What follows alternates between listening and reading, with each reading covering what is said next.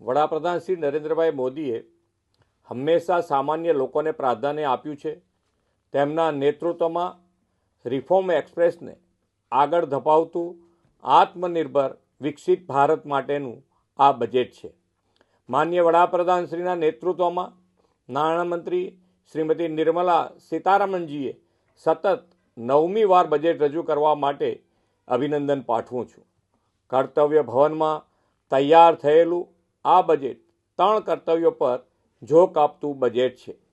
તેમાં જ્ઞાન એટલે કે ગરીબ, યુવા, અન્નદાતા અને નારી શક્તિ તથા દિવ્યાંગજનોના પિલર્સ મજબૂત થશે.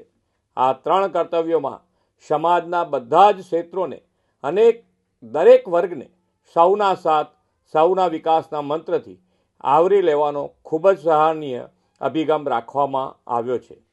ઇન્ફ્રાસ્ટ્રક્ચર, ઇન્ડસ્ટ્રીઝ, કટિંગ એજ ટેકનોલોજી, સેમિકન્ડક્ટર, ડેટા સેન્ટર્સ જેવા ક્ષેત્રો પર ખાસ ફોકસ કરવામાં આવ્યું છે. એમએસએમઈ પર ભાર મૂકવામાં આવ્યો છે. તેનાથી લઘુ અને સૂક્ષ્મ ઉદ્યોગોને મોટો ફાયદો થશે. મેન્યુફેક્ચરિંગ ક્ષેત્રમાં ઉદ્યોગોને જે પ્રોત્સાહનો જાહેર કરવામાં આવ્યા છે તે પણ ગુજરાતના મેન્યુફેક્ચરિંગ સેક્ટરને બૂસ્ટઅપ કરશે. પૂર્વ ભારતના દાનકુનીથી સુરત સુધીના ડેડિકેટેડ ફ્રેટ કોરિડોરથી રાજ્યના વેપાર ઉદ્યોગ અને ઉત્પાદન ક્ષેત્ર માટે ઝડપી લોજિસ્ટિક સેવાઓ મળતી થશે. ટેક્સટાઇલ સેક્ટરને વધુ ઉત્તેજન આપવા જાહેર કરવામાં આવેલી 6 જેટલી યોજનાઓનો લાભ ગુજરાતના ટેક્સટાઇલ સેક્ટરને મળશે. 3 કેમિકલ પાર્ક્સની જાહેરાત તથા બાયોફાર્મા ઇન્ડસ્ટ્રીઝ માટે 10,000 કરોડની જે જાહેરાત થઈ છે તેનો પણ લાભ ગુજરાતના આ ક્ષેત્રના ઉદ્યોગને મળશે. ગુજરાત દેશમાં મ્યુનિસિપલ બોન્ડ ઇસ્યુમાં અગ્રેસર રહ્યું છે. આ બજેટમાં મ્યુનિસિપલ બોન્ડ માટે જે પ્રોત્સાહન જાહેર થયા છે તેનો લાભ ગુજરાતની મ્યુનિસિપાલિટીઝને પણ મળશે. 5 લાખથી વધુ વસ્તીવાળા ટિયર 2, ટિયર 3 શહેરોને સિટી ઇકોનોમિક રિજિયન બનાવવાની જાહેરાતથી રાજ્યના નાના શહેરોનો સુગ્રથિત વિકાસ વેગવંતો બનશે.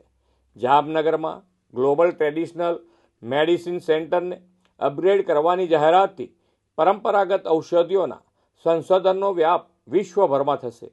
લોથલ અને ધોળાવીરાનો દેશની 15 પુરાતત્વ વિરાસત ક્લસ્ટર ટુરિઝમ ડેવલપમેન્ટમાં સમાવેશ થયો છે. તેનાથી પ્રવાસન દ્વારા ગુજરાતમાં વિરાસત બી વિકાસ બીનો અભિગમ સાકાર થશે. દેશમાં 20 આઇકોનિક પ્રવાસન સ્થળો માટે 10,000 ટુરિસ્ટ ગાઈડ તૈયાર કરવાની યોજનાથી ગુજરાતના આઇકોનિક ટુરિસ્ટ પ્લેસમાં સ્થાનિક રોજગારીઓને તકો વધશે. કૃષિ, પશુપાલન, મત્સ્ય ઉદ્યોગ, સ્વસહાય જૂથો, ગ્રામીણ અર્થતંત્ર સૌના વિકાસને પ્રાધાન્ય અપાયું છે. વડાપ્રધાનશ્રીએ હંમેશા કરદાતાઓનું સન્માન કર્યું છે અને તેમને દેશના વિકાસના ચાલક બળ ગણાવ્યા છે. આ બજેટમાં પણ કરદાતાઓના સન્માનનો ખ્યાલ રાખીને પ્રામાણિકતા વધે તે દિશામાં કરવેરા ભરવામાં રહેલી ક્ષતિને ગુનો નહીં પરંતુ ભૂલ ગણીને સજાના બદલે દંડની જોગવાઈ કરી છે. સમગ્રતા આ બજેટ સર્વસમાવેશી, સર્વસ્પર્શી અને સામાન્યમાં સામાન્ય માનવી સહિત સૌના સર્વગ્રાહી વિકાસ, કલ્યાણ અને આત્મનિર્ભર વિકસિત ભારત માટેના તેમના યોગદાનને વધુ પ્રેરણા આપતું બજેટ છે.